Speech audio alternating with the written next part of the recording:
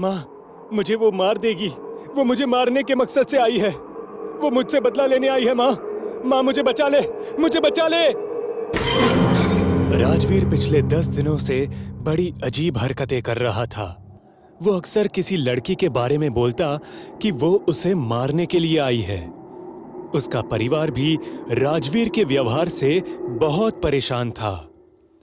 राजवीर अक्सर कहता, अगली पूर्णिमा की रात वो चुड़ैल मुझे अपने साथ हवाओं में उड़ा कर ले जाएगी। लेकिन हर घटना के पीछे कोई ना कोई गड़ा सच जरूर छुपा होता है, जो उस घटना सुनने वाले को खौफ से जमा देता है। राजवीर की इस हालत का अंजाम भी एक ऐसा ही सच था, जिस वजह से राजवीर आज खुद की मौत की तारीख भी जानता था। 1 साल पहले राजवीर पेशे से एक मैकेनिक का काम करता था। जिंदगी बस कट रही थी। उसे बहुत सारे पैसे झट से कमाने का लालच अक्सर रहा करता था। खैर, एक रात राजवीर अपने घर लौट ही रहा था कि तभी उसे एक लड़की फुटपाथ एरिया में डरी हुई मिली। वो उस लड़की के पास गया और बोला, मैडम, आप अकेले यहाँ शाम ढले क्या कर रही हैं? आपको पता है ना, ये रेड लाइट एरिया है। ये जगह रात के समय तो क्या, दिन के समय भी लड़कियों के लिए सेफ नहीं है। मैं उसी एरिया से तो भाग कर आई हूँ। प्लीज मुझे आज रात के लिए पनाह दे दीजिए। कल सवेरे होते ही मैं यहाँ से निकल जाऊंगी। प्लीज। ठीक है, लेकिन किसी को पता नहीं चलना चाहिए। आज रात आप मेरे घर ठहर सकती हो। वैसे आपका नाम क्या है? मेरा नाम प्रेमलता है। मैं यहीं की रहने वाली हूँ। पर ये लोग मुझे जबरदस्ती यहाँ रखना चाहते हैं, और यही कारण है कि मैं इधर उधर छिपकर भाग रही हूँ। ठीक है, आज की रात तुम मेरे घर छुप सकती हो। उस रात प्रेमलता राजवीर के घर ही छुपी रही।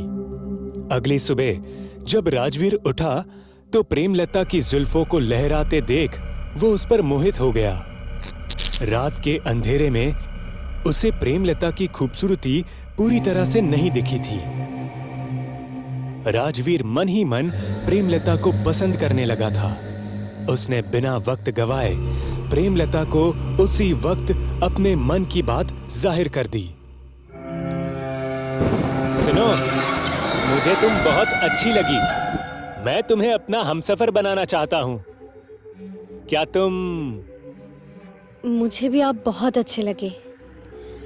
इस तरह किसी लड़की की मदद करना, खासकर किसी अनजान लड़की की, वो एक मसीहा ही हो सकता है। ऐसे इंसान का हमसफर भला कौन नहीं बनना चाहेगा। इसके बाद दोनों एक दूसरे के साथ बिना शादी के एक ही घर में रहते थे। एक रात की बात है, वो पूर्णिमा की रात थी। राजवीर प्रेमलता को एक सरप्राइज के बहाने एक अनजान सी जगह ले आया। उसने प्रेमलता की आंखों में पट्टी बांधी थी ताकि वो उसके सरप्राइज को देख ना सके। अरे अब बताइए भी, क्या सरप्राइज है? पट्टी तो खोलिए। राजवीर प्रेमलता की आंखों से पट्टी हटाता है। जैसे ही प्रेमलता की आंख खुलती है, उसकी एक तेज चीख निकल जाती है। शमशेर सिंह, तुम? राजवीर, ये आप मुझे कहाँ ले आए? ये तो वही हैवान है जो मासूम लड़कियों की मजबूरी का फायदा उठाकर उन्हें फंसाता है। ये लड़की, ऊपर देख। तू रेड लाइट सेंटर में खड़ी है। तेरे आदमी से मैंने तुझे खरीद लिया है। बहुत भागने का शौक है ना तुझे? अब 4 दीवारी में पूरी जिंदगी भागती रहना।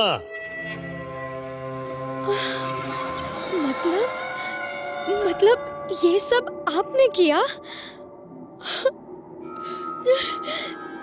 तुम तो इस हैवान से भी निकम्मे निकले। तुम्हें नर्क भी नसीब नहीं होगा, कभी नहीं।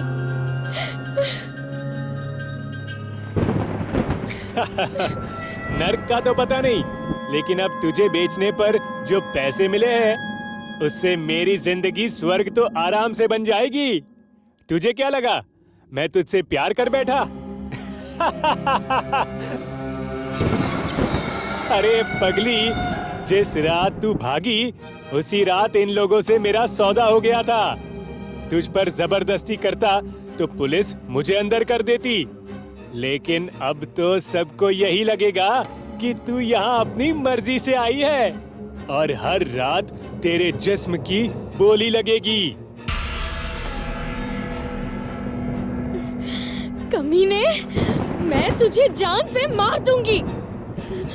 याद रखना, बहुत जल्द रात भी यही होगी और नजारा भी यही होगा।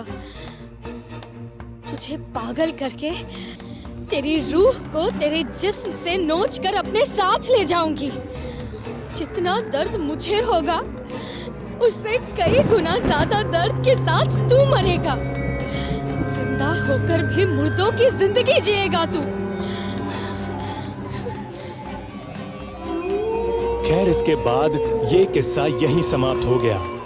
प्रेमलता को जबरदस्ती रेड लाइट एरिया में सेक्स स्लेव के तौर पर मजबूर किया गया। लेकिन ठीक 6 महीने बाद अचानक एक खबर आई कि प्रेमलता ने पंखे से लटक कर खुदकुशी कर ली है। इसके ठीक 2 दिन बाद ही एक और खबर आई कि शमशेर सिंह की भी सड़क दुर्घटना में मौत हो गई।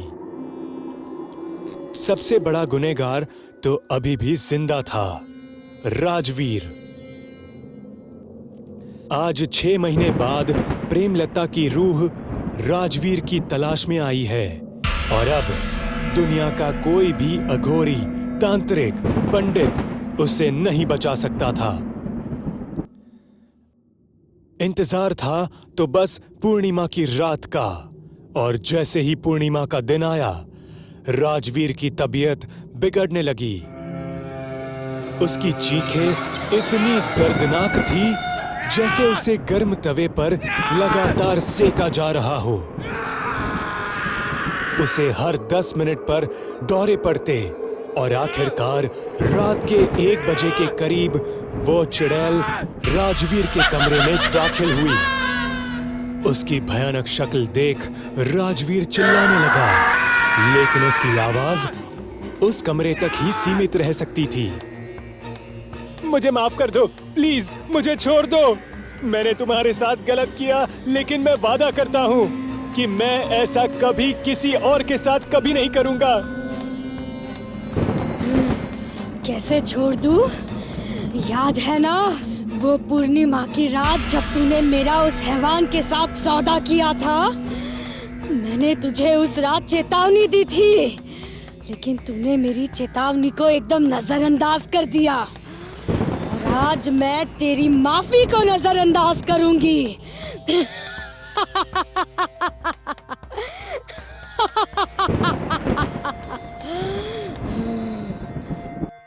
इसके बाद राजवीर की एक तेज चीख गूंज उठी। उस चुड़ैल ने राजवीर के सीने को फाड़कर उसका दिल बाहर निकाल लिया और उसकी रूह को अपने साथ खिड़की से उड़ा ले गई।